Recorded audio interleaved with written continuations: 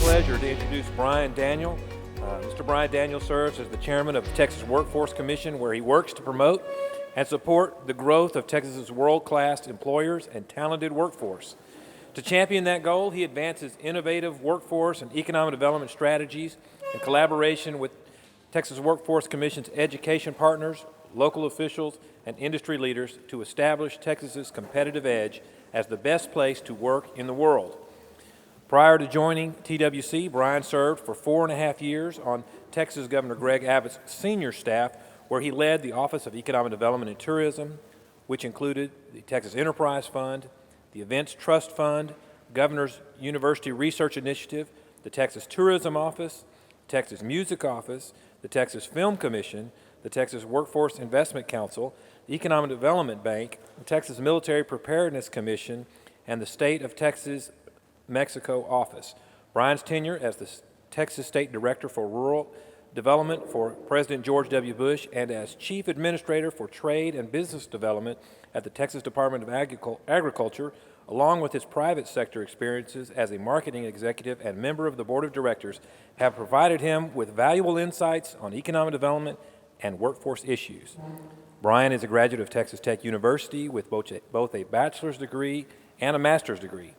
In 2019, Texas Tech's College of Agricultural Sciences and Natural Resources recognized Brian as a distinguished alumnus. Help me welcome Mr. Brian Daniel.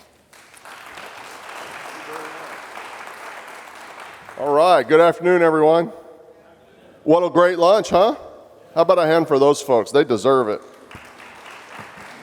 I tell you what, these meetings, you've heard this probably more than once already today, but I'm going to say it again. These meetings don't just happen. There's a lot of partners that make this happen. So Corsicana and Navarro County Economic Development and their sponsorship's absolutely key. I know we've got a lunch sponsor today. It's a bank here. I mean, these local sponsors make it happen. The governor's office and that team, and you've seen these guys around already, and you're going to meet a few more of them here this afternoon. The work they put into these really make this effort special. The Workforce Commission, Texas Workforce Commission, has been a sponsor of this effort for a number of years, and the reason we do it is simple, because this is how Texas workforce happens. It's employers like all of you who employ all these Texans out there and really help these communities really get to where they want to be.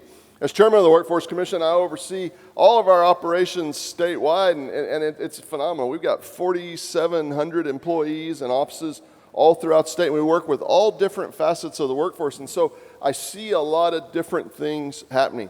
These meetings are a highlight for me. I have my choice of places to go speak every single day, and I choose these every time I can because, honestly, our small business folks, our business owners in communities, this is the strength of the Texas economy. We can't talk about it enough. You had some great resources today. I heard several of the presentations, and if you didn't get it all today, I know every one of them would be happy for you to call, and you can get that information.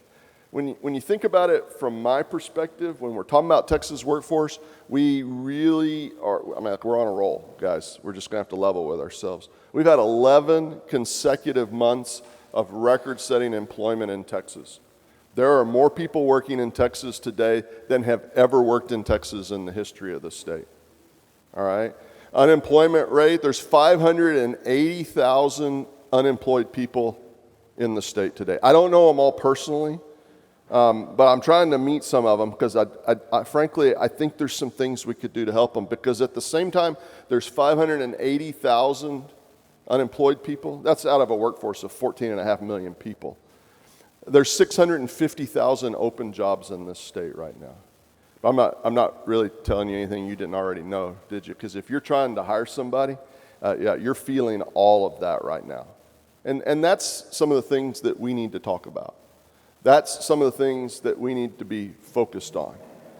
We're actually, for having the most number of people who have worked in the state ever in the history of the state, we're actually not at our peak, what we call labor force participation. That was in the 90s.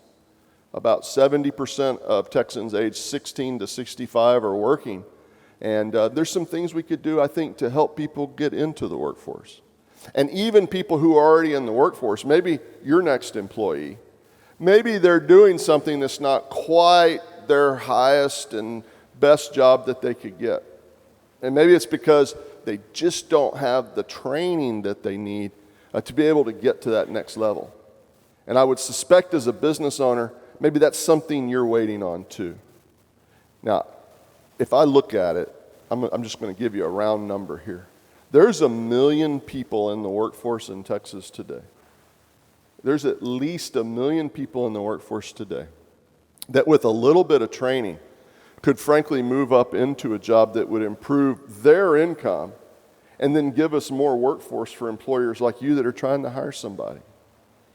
When we look at the people in Texas who are working for jobs that require a college degree, we've got about that same number of people who have a college degree working in those jobs. 8% of the jobs in this state require no training after high school, and about 24% of Texans have those credentials. No training, none. They got what they got in high school, and they never really moved past this point. And for us, the real opportunity lies in the middle. 54% of the jobs in this state require some certificate beyond a high school diploma, some of which you can even get while you're still in high school. And only about 36% of Texans have those credentials. And so when I say there's 1 million people, I actually know where they are in the state. And we're working on ways to get high schools and community colleges and others geared up where they can get this kind of specialized training in place so they can get the credentials that they need so that you can get the employees that you need. It's been a fascinating time since COVID. I didn't enjoy COVID very much at the Workforce Commission. We lost 1.5 million jobs from the economy all at once. We've actually added all those back plus another 600,000. But one of the things I learned about employers in this state is that they can and will bounce back if they have the tools to do that. And we want to make sure those tools always remain available. Texas got to where she is economically really sort of by business owner, by business owner, by business owner. The government's made some good decisions. Business owners have made some good decisions. And we find ourselves economically at a pretty good place. But, historically, Texas started off at a pretty good place. It's always been an interesting place to be. So we'll continue working on these tools, our JET grants so that schools can get the equipment they need, skills development fund grants that companies and community colleges can use to shore up their staffing. Because the fact of the matter is if we're going to keep growing, we've got to get these 1 million people ready to go to work for you today, if possible. All of our major industries, except for one, continue to add new employees and are at what we call all-time series highs. That's an economic way of saying, since we started keeping records on this, it's never been higher. So I don't really see why the growth would stop based on what we're looking at, other than the fact that we've got to make sure that the people are ready to start those jobs. So I think we've got some opportunities. We're going to do some work. I think that work will be beneficial for you. I think we've got a number of opportunities to really do some things that you can see some quick results from. It's never lost on me. 100% of the jobs in this state are created by employers. And so we're doing some things that help those employers do it. Texas is an interesting place. We've got all the climates. We've got 2 time zones. We've got beaches. We've got mountains. We've got this wonderful stretch of central Texas here, and so many interesting things to see in this state. And Texans are proud of being Texans, and we talk about that. We talk about it nationwide. Larry McManus and I have worked together for a number of years now, and we've talked to companies about why they should be in Texas, and we've gone to other states and tried to understand what they're doing. And they keep coming back to this fact that it's just really hard to kind of escape. Once you're a Texan, you're kind of a Texan for life. And we celebrate that. But today we have an opportunity to celebrate something that I think is pretty significant about Texas. A lot of times I'm kind of the keynote speaker at a luncheon like this, and I am delighted today to tell you, I'm like the opening act. I'm like your local bar band that's like opening for the Eagles or something like that. This is an exciting day for me, y'all. We've got a guy coming up next who tells stories about Texas and stories that need to be told, because this is a great place. This place that we live, we call Texas. And so to kick this off, I've got this intro here, But I really think our best bet is to do this intro using the medium, which is the way most of us first met our next speaker. So our next speaker is Chet Garner, the day tripper. But let's cue a video so you can see what I'm really talking about.